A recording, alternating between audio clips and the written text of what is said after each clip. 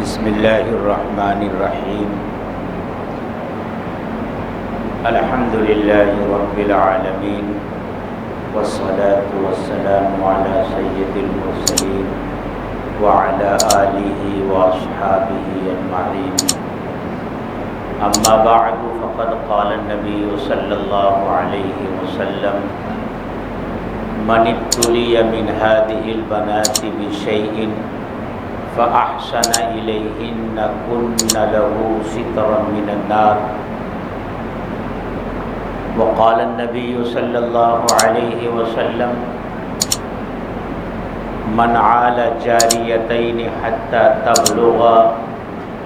جاء يوم القيامة أنا وهو كهاتين وضم أصابعه أو كما قال عليه الصلاة والسلام۔ محترم بزرگوں اور دوستوں، اس وقت پوری دنیا کا مسلمان اور خاص طور سے ہندوستان میں رہنے والا مسلمان مختلف قسم کے حالات اور فتنوں کا شکار ہے۔ ایک فتنہ ختم نہیں ہوتا کہ دوسرا فتنہ جنم لے لیتا ہے۔ حدیث کی پیشین گوئی کے مطابق اس وقت امت مسلمہ پر فتنے بارش کے قطروں کی طرح برس رہے ہیں۔ اس وقت جس فتنے کا میں تذکرہ کرنا چاہتا ہوں اور آپ حضرات کی توجہ اس فتنے کی طرف مبذول کرانا چاہتا ہوں، وہ فتنہ ارتداد کا فتنہ ہے، ایمان سے پھر جانے کا فتنہ ہے، اسلام کو چھوڑ کر دوسرے دھرم کو اختیار کر لینے کا فتنہ ہے، اور خاص طور سے یہ فتنہ ہماری بیٹیوں اور بہنوں کے درمیان پیدا ہو رہا ہے اور بڑھتا جا رہا ہے۔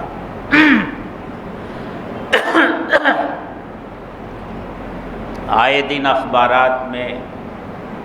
میڈیا میں، سوشل میڈیا میں یہ خبریں آتی رہتی ہیں کہ آج فلاں جگہ ایک مسلم بچی نے غیر مسلم بچے سے شادی کر لی۔ ایسا محسوس ہوتا ہے کہ یہ کوئی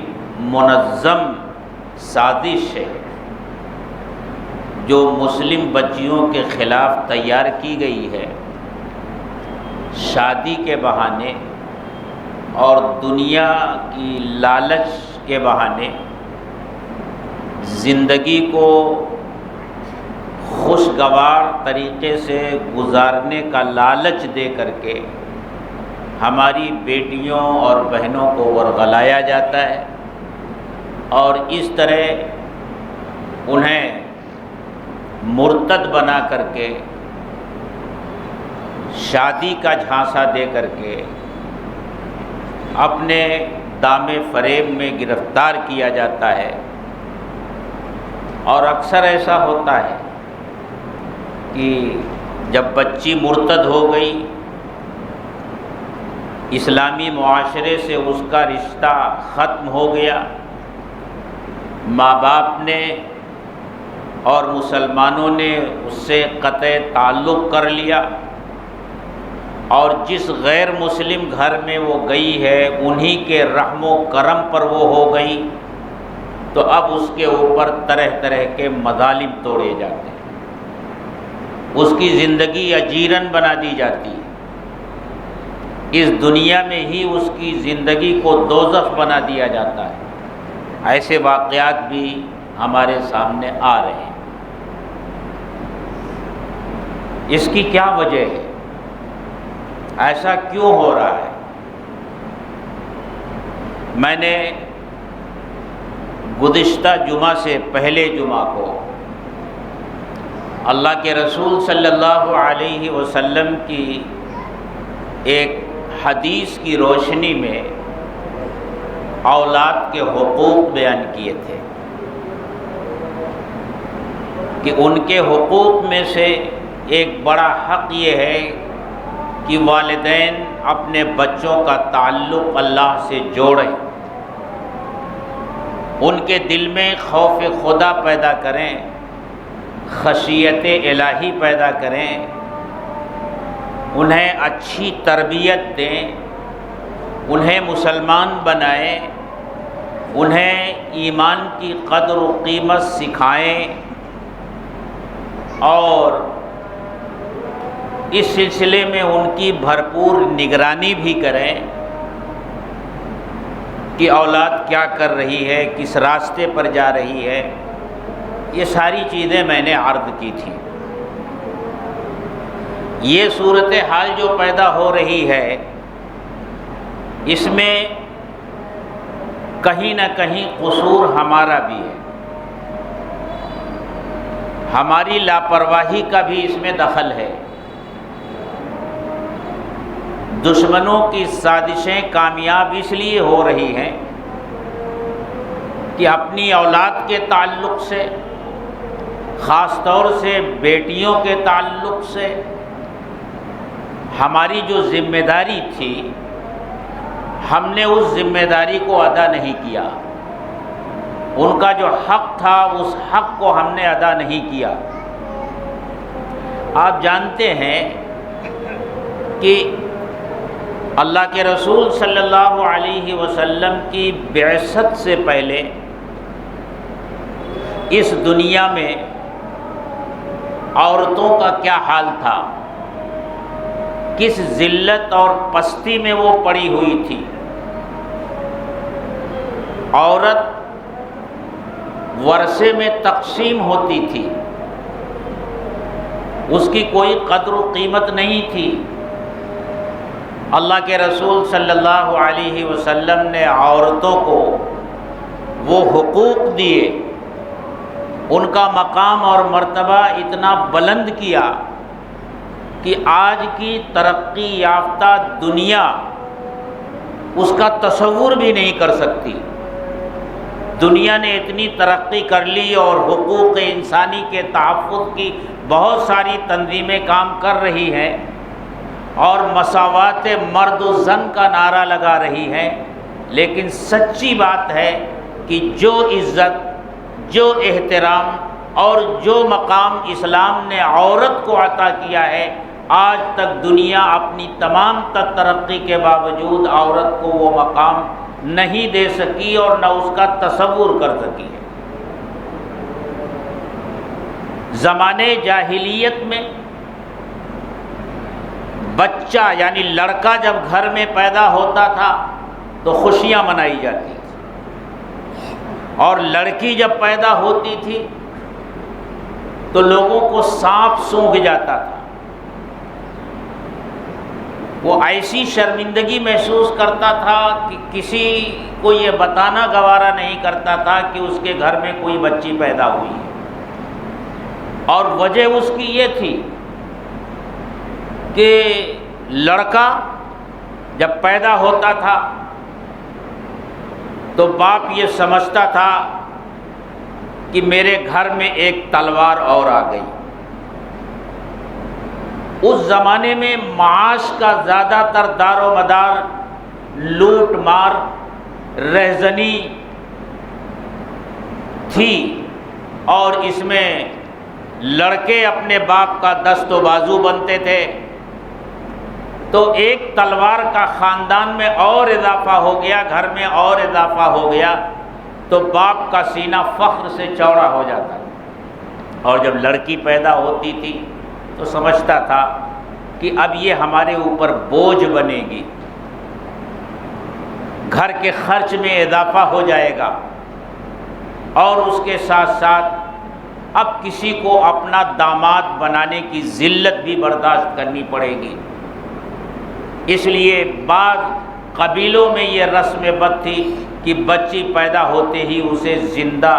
درگور کر دیا جاتا۔ یہ صورتحال تھی اس جاہلی معاشرے کی۔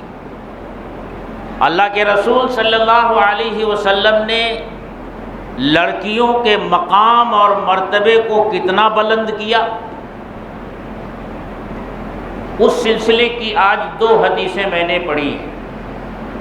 اللہ کے رسول صلی اللہ علیہ وسلم نے ارشاد فرمایا، من ابتلی من هذه البنات بشیء، جو شخص ان لڑکیوں کی وجہ سے کسی مشکل میں مبتلا ہوا، کسی تکلیف میں مبتلا ہوا، لیکن اس مشکل اور تکلیف کے باوجود فأحسن الیہن، ان کے ساتھ اچھا برتاؤ کیا، اچھا سلوک کیا، کن لہ سترا من النار، تو یہ لڑکیاں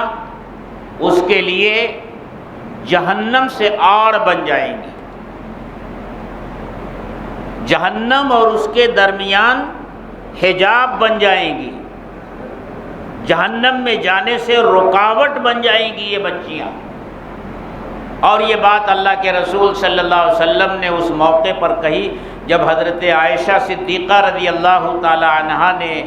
عرض کیا کہ اے اللہ کے رسول، آج میرے پاس ایک عورت آئی تھی، اس کے ساتھ اس کی 2 بیٹیاں تھیں، وہ مجھ سے کچھ سوال کر رہی تھی، گھر میں کچھ نہیں تھا، بچیاں بھی بھوکی تھیں اور اس عورت کے چہرے پر بھی بھوک کے آثار تھے، گھر میں کچھ نہیں تھا، صرف ایک کھجور تھی۔ میں نے وہ کھجور اس عورت کو دے دی تو اس نے کھجور کے 2 ٹکڑے کیے، ایک ٹکڑا ایک بیٹی کو دے دیا اور دوسرا ٹکڑا دوسری بیٹی کو دے دیا اور خود کچھ نہیں کھایا۔ اس موقع پر اللہ کے رسول صلی اللہ علیہ وسلم نے حضرت عائشہ صدیقہ رضی اللہ تعالی عنہا سے یہ بات ارشاد فرمائی، من ابتلی من هذه البنات بشیء فاحسن الیہن کن لہ سترا من النار، وہ اس کے لیے جہنم کی آگ سے حفاظت بن جائے گی اور آڑ بن جائے گی۔ دوسری حدیث میں اللہ کے رسول صلی اللہ علیہ وسلم نے ارشاد فرمایا، من عال جاریتین حتی تبلغا، جس نے 2 لڑکیوں کی پرورش کی یہاں تک کہ وہ بلوغ کی عمر کو پہنچ گئی، ان کا حق ادا کیا اور وہ بالغ ہو گئی، جاء یوم القیامت انا وہو، وہ قیامت کے دن اس طرح آئے گا کہ وہ اور میں، یعنی اللہ کے رسول، وہ اور میں اس طرح ہوں گے، وَضَمَّ أَصَابِعَهُ، یہ انگلیاں اٹھا کر آپ نے ارشاد فرمایا اس طرح ہوں گے، یعنی وہ میرے اتنا قریب ہوگا۔ بچیوں کی پرورش پر، ان کی اچھی تعلیم اور تربیت پر، ان کے ساتھ احسان اور اچھا سلوک کرنے پر اللہ کے رسول صلی اللہ علیہ وسلم نے یہ فضیلت بیان فرمائی اور تربیت کرنے والے کا یہ مقام اور مرتبہ اللہ کے رسول صلی اللہ علیہ وسلم نے بیان فرمایا۔ لیکن کیا کیا جائے، زمانہ پھر گھوم کر اپنی پرانی روش پر آ گیا۔ زمانے جاہلیت میں لوگ بچوں کو بچیوں پر فوقیت دیتے تھے، بچوں کی پیدائش پر خوشیاں مناتے تھے اور بچیوں کی پیدائش پر لوگوں سے اپنا منہ چھپاتے تھے۔ زمانہ پھر اسی ڈگر پر آ گیا ہے۔ آج بھی ہمارے معاشرے کا یہ حال بن گیا ہے کہ جب لڑکا پیدا ہوتا ہے تو گھروں میں شہنائیاں بجتی ہیں اور لڑکی پیدا ہوتی ہے تو صف ماتم بچھ جاتی ہے۔ خاص طور سے غریب ماں باپ تو اسی وقت سے یہ سوچنے میں لگ جاتے ہیں اب یہ بچی پیدا ہوئی ہے، اب اس کی تعلیم اور تربیت سے لے کر کے اور آگے سب سے بڑا جو ہمارے اوپر بوجھ آنے والا ہے اس کی شادی کا اور اس کے جہیز کا انتظام کرنے کا ہے۔ اور لڑکا جب پیدا ہوتا ہے تو ماں باپ سمجھتے ہیں کہ یہ تو ہمارے ہاتھ میں چیک آ گیا، اور چیک بھی کیسا، وہ کراس چیک نہیں، بس جتنا اماؤنٹ ہم اس میں بھر لیں گے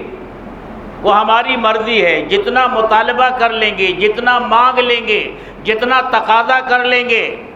وہ ہمیں ملے گا۔ زمانہ گھوم پھر کر پھر اسی ڈگر پر آ گیا ہے، اور ایک ہی باپ کے دو چہرے ہمیں دیکھنے کو ملتے ہیں، ایک ہی باپ کے دو چہرے ہمیشہ دیکھنے کو ملتے ہیں۔ وہی شخص جب اپنے بیٹے کی شادی کرتا ہے تو اس کا چہرہ کچھ اور ہوتا ہے، اور وہی باپ جب اپنی بیٹی کی شادی کرتا ہے تو اس کا چہرہ کچھ اور ہوتا ہے۔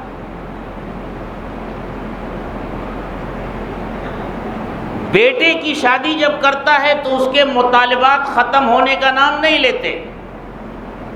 اور بیٹی کی جب شادی کا آتا ہے تو پھر انتہائی مجبور، بے سہارا، بے کس نظر آتا ہے، جس کا نتیجہ یہ ہے کہ لڑکیاں بڑی عمر کو پہنچ جاتی ہیں اور غریب ماں باپ جہیز نہ ہونے کی بنیاد پر ان کا رشتہ نہیں کر پاتے، اور یہ ہمارے معاشرے کے جو مہذب اور سفید پوش فقیر ہیں، جہیز کے لالچی ہیں، جب تک ان کا کاسے گدائی پوری طرح بھر نہ جائے یہ لڑکے کا رشتہ کرنے کو تیار نہیں۔ اور اب تو نئی نئی چیزیں رشتے میں آ رہی ہیں۔ اللہ کے رسول صلی اللہ علیہ وسلم نے سب سے زیادہ آسان نکاح کو بنایا تھا، جتنا آسان 2 رکعت نفل پڑھنا ہے اس سے بھی زیادہ آسان اللہ کے رسول صلی اللہ علیہ وسلم نے نکاح کو بنایا تھا۔ 2 رکعت نفل پڑھنے کے لیے بھی آدمی کو وضو کرنا پڑتا ہے، کپڑے کی پاکی کا لحاظ کرنا پڑتا ہے، بدن کی پاکی کا لحاظ کرنا پڑتا ہے، جس جگہ نماز پڑھنے جا رہا ہے اس جگہ کی پاکی کا لحاظ کرنا پڑتا ہے، لیکن نکاح کے 2 بول ایجاب اور قبول، اس کے لیے ان چیزوں میں سے کوئی شرط نہیں ہے، ان کے بغیر بھی نکاح ہوتا ہے۔ صرف 2 بول 2 گواہوں کی موجودگی میں ہونے ہیں کہ اس بچی کا نکاح تمہارے ساتھ اتنے مہر کے عوض میں کیا گیا، تم نے قبول کیا، اس نے کہا میں نے قبول کیا، بس یہی نکاح ہے۔ خطبہ جو پڑھا جاتا ہے وہ سنت ہے، اگر خطبہ نہیں بھی پڑھا گیا، صرف یہ 2 جملے کہلوا دیے گئے اور کہہ لیے گئے تو نکاح ہو گیا، کیونکہ نکاح کو جتنا آسان بنایا جائے گا ہمارا معاشرہ برائیوں سے اتنا پاک ہوگا، نکاح کو جتنا مشکل بنایا جائے گا اور نکاح کے راستے میں جتنی رکاوٹیں کھڑی کی جائیں گی ہمارا معاشرہ برائیوں کے دلدل میں پھنستا چلا جائے گا، اور جب نکاح میں رکاوٹ پیدا ہوگی تو انسان کے ساتھ اس کا نفس بھی ہے، اس کی خواہشات بھی ہیں۔ پھر اگر اس رکاوٹ کی بنیاد پر ہمارا کوئی بچہ یا بچی کوئی غلط قدم اٹھانے پر مجبور ہو رہا ہے تو وہ تو ذمہ دار ہے ہی، لیکن اس کے ساتھ ساتھ ہمارا یہ معاشرہ اور نکاح کے سلسلے میں کھڑی کی جانے والی ہماری طرف سے یہ رکاوٹیں بھی اس کی ذمہ دار ہیں۔ یہ جو صورتحال پیدا ہو رہی ہے اس کے مختلف اسباب ہیں، ان میں سے ایک سبب نکاح کو مشکل بنا دینا ہے۔ غریب کے لیے نکاح کو اتنا مشکل بنا دینا کہ اس کی رات کی نیندیں اڑ جائیں، اور امیر نکاح کے نام پر دنیا بھر کے چونچلے کریں۔ اب تو اللہ ہی بہتر جانے مگنی کے نام پر کیا کچھ تماشا ہوتا ہے، مال و دولت کا ایسا بیجا اسراف ہوتا ہے کہ صرف مگنی میں اتنا پیسہ خرچ کیا جاتا ہے کہ ایک غریب کے بیٹی کی شادی ہو جائے۔ اور جب معاشرے میں امیروں کی وجہ سے یہ چیزیں پھیلتی ہیں تو غریب بھی بیچارہ انسان ہی ہے، اس کے اندر بھی خواہشات جنم لیتی ہیں، اس کے بھی جذبات ہوتے ہیں، پھر ایک ماحول سا بن جاتا ہے، اور نکاح مشکل سے مشکل تر ہوتا جا رہا ہے۔ نکاح مشکل ہو رہا ہے اور بے راہ روی آسان ہوتی جا رہی ہے۔ تو ایک سبب یہ، دوسرا سبب مردوں اور عورتوں کا اختلاط ہے، خاص طور سے تعلیم گاہوں میں، کالجوں میں، یونیورسٹیوں میں بچے اور بچیوں کا اختلاط ہے۔ ایک ہی کلاس میں پڑھنا، ایک ساتھ رہنا، یہ اختلاط بھی اس کا سبب بن رہا ہے۔ ان میں پہلے جان پہچان ہوتی ہے، بات چیت شروع ہوتی ہے، اور پھر رفتہ رفتہ وہ فتنے کی شکل اختیار کر لیتی ہے، یہ بھی وجہ ہے۔ اور سب سے بڑی وجہ یہ ہے کہ ہم اپنی اولاد کی طرف سے مکمل طور سے غفلت برتتے ہیں۔ ہم یہ سمجھتے ہیں کہ اولاد کی جسمانی ضرورتوں کو پورا کر دینے سے ماں باپ اپنی ذمہ داریوں سے سبکدوش ہو جاتے ہیں، ان کو اچھا کھلا دیا، اچھا پہنا دیا، ان کی خواہشات پوری کر دی، ان کی ضروریات پوری کر دی، اور اولاد کا حق ہم نے ادا کر دیا، ہم یہ سمجھتے ہیں۔ لیکن نہیں، اولاد کا تعلق اللہ سے جوڑنا، ان کے اندر فکر آخرت پیدا کرنا، اور انہیں یہ سمجھانا کہ یہ دنیا ہی سب کچھ نہیں ہے، یہ دنیا تو بس چند روزہ زندگی ہے، اصل زندگی تو آخرت کی زندگی ہے، اصل عیش و آرام تو آخرت کا عیش و آرام ہے، اور وہ ایمان کے بغیر نہیں ملے گا۔ ایمان کی قدر و قیمت ہم نہیں سمجھا سکے اپنے بچوں کو، کتنی بڑی دولت ہے ایمان، ہم اپنے بچوں کو نہیں سمجھا سکے، اس لیے آج ہمارے بچے کوڑیوں کے مول اپنا ایمان بیچ رہے ہیں، اپنا ایمان بیچ رہے ہیں۔ ہم صحابہ کرام کے واقعات تو کتابوں میں پڑھ لیتے ہیں کہ حضرت بلال حبشی رضی اللہ تعالی عنہ کو مکہ کی گلیوں میں گھسیٹا جاتا تھا، اوباش بچے انہیں مکہ کی گلیوں میں پتھر مارتے تھے، انہیں جلتی ہوئی ریت پر لٹا کر ان کے سینے پر بھاری پتھر رکھ دیا جاتا تھا، اور ان کی پیٹھ میں آبلے پڑ جاتے تھے، پھر ان آبلوں کو کوڑے مار مار کر توڑا جاتا تھا، اور پھر انہیں اسی تپتی ہوئی ریت پر لٹایا جاتا تھا، لیکن ان کا ایک ہی نعرے مستانہ ہوتا تھا، احد احد احد احد، اللہ ایک ہے، اللہ ایک ہے، اللہ ایک ہے۔ ایمان کی قدر و قیمت تھی، اس لیے دنیا کی ساری تکلیفیں وہ برداشت کرنے کو تیار تھے۔ اگر آج ہمارے اندر ایمان کی قدر و قیمت ہوتی اس قیمتی جوہر کو ہم پہچانتے اور اپنی اولاد کو بھی ہم نے یہ دولت دی ہوتی، اللہ سے ان کا تعلق جوڑا ہوتا، تو ہمارا بچہ ہو یا ہماری بچی اپنے ایمان کی حفاظت ہر حال میں وہ کرتا، ہماری بچی اپنے ایمان کی حفاظت ہر حال میں وہ کرتی، محض جذبات میں آ کر کے ایمان کی دولت کو اس طرح اپنے ہاتھ سے وہ ضائع نہ کرتی۔ اس لیے میرے دوستو، یہ آنے والا فتنہ جو دن بدن بڑھ رہا ہے اور اپنے پاؤں ہمارے معاشرے میں پسار رہا ہے اور حالات بد سے بدتر ہوتے جا رہے ہیں، اس سیلاب کے اوپر بند باندھنا ضروری ہے، اور ہمیں اور آپ کو اپنی ذمہ داریوں کو محسوس کرنا ضروری ہے، ہمیں اپنی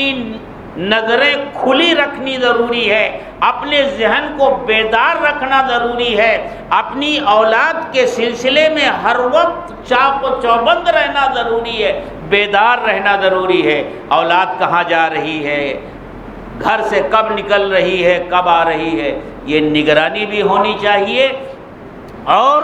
جو رکاوٹیں معاشرے میں شادی بیاہ کے تعلق سے پیدا ہو رہی ہے ان رکاوٹوں کو دور کرنا ضروری ہے۔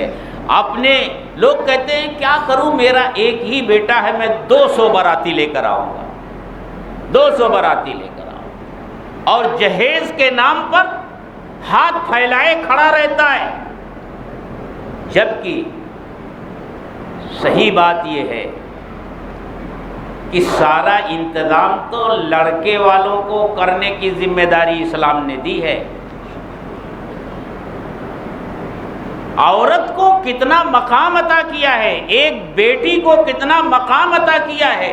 ایک بیٹی کو کتنا اعزاز بخشا ہے، اسے ہر طرح سے بے فکر بنا دیا ہے۔ ماں باپ کے گھر میں ہے تو ماں باپ کی ذمہ داری ہے، ماں باپ کے گھر سے رخصت ہو کر شوہر کے گھر میں آتی ہے تو وہ شوہر کی ذمہ داری بن جاتی ہے، اس کی ساری ضرورتیں پوری کرنا شوہر کی ذمہ داری ہوتی ہے۔ اس کی کیا ذمہ داری ہے؟ گھر اس کا حق ہے، اس کا حق پہلا کیا ہے؟ شوہر اسے گھر دے، اور کیسا گھر؟ یا تو الگ گھر دے، آپ کہیں گے کہ تو جھگڑا لگا رہا ہے گھروں میں، جھگڑا نہیں لگا رہا ہوں، ایک بیٹی کا حق بتا رہا ہوں، شوہر اسے گھر دے، اور اگر پورا گھر نہیں دے سکتا تو جس گھر میں وہ رہتا ہے اس گھر میں اس کو ایسا الگ کمرہ دے کہ اس کمرے میں اس کے اجازت کے بغیر گھر کا کوئی فرد نہ آ سکے، گھر کا کوئی فرد، ساس ہے، نندیں ہیں، دیور ہے، کوئی بھی اس کی اجازت کے بغیر اس کمرے میں نہ آ سکے، آزادی کے ساتھ اس کمرے میں رہے، ایسا گھر دے، اس کے پہننے کے کپڑے دے، اس کے کھانے کا انتظام کرے، یہ شوہر کی ذمہ داری ہے۔ لیکن اب تو یہ کہا جاتا ہے ارے بھائی نکاح تو ہو گیا، رخصت کر کے کیسے لائیں، گھر نہیں ہے، اللہ نے آپ کو دیا ہے تو بیٹی کے لیے ایک فلیٹ دے دو، وہ لڑکی سے مانگا جاتا ہے، اور جہیز کے نام پر صوفہ پلنگ، اور وہ بھی صوفہ پلنگ کیسا؟ گھر کا کمرہ بتا دیا جاتا ہے کہ یہ کمرہ ہے، اس میں آپ کی آنے والی بیٹی رہے گی، پھر ڈیکوریشن آتا ہے اور اس کو ناپتا ہے، اس میں کیسا صوفہ لگے گا، کتنی بڑی پلنگ آئے گی، اور کپاٹ کہاں بیٹھے گا، یہ ضروریات کہاں سے آئیں گی، یہ بیچاری وہ لڑکی لے کر آتی ہے۔ ذمہ داری شوہر کی تھی کہ وہ اس کے سونے کا انتظام کرے، لیکن معاملہ یہاں کیا ہے؟ اس آنے والی بچی کے لائے ہوئے پلنگ پر یہ فقیر شوہر اس کا سوتا ہے، فقیر شوہر اپنی بیوی کے لائے ہوئے پلنگ پر سوتا ہے، اپنی بیوی کے لائے ہوئے برتن میں کھاتا ہے، اپنی بیوی کے لائے ہوئے فریج سے ٹھنڈا ٹھنڈا پانی پیتا ہے، یہ ساری ذمہ داری شوہر کی تھی، لیکن یہ تو ساری ذمہ داری بچی کے اوپر ڈال دی گئی۔ اور غریبوں کو تو چھوڑیے، جو جتنا بڑا ہے اس سلسلے میں وہ اتنا بڑا فقیر ہے، اس کے ہاتھ میں اتنا بڑا پیالہ ہے، اس کی مانگ بھی اتنی بڑی ہے، جس کی وجہ سے